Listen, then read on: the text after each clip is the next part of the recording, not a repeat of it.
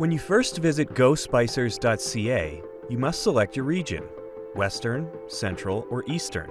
This helps connect you to the correct branch and product availability in your area. Next, click the login icon in the top right corner of the screen. Enter your username and password in the fields on the left-hand side. Click Secure Login to continue. When you log in for the first time, you will be prompted to change your password.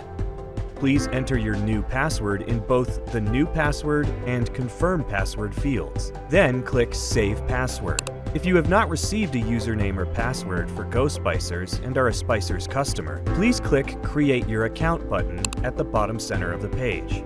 You'll be taken to a Register for a GoSpicers account form for you to fill out. You should receive your login credentials no later than 48 hours.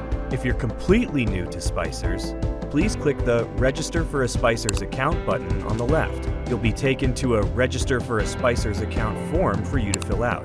If your account has access to multiple locations, select the location you'll be ordering for from the list.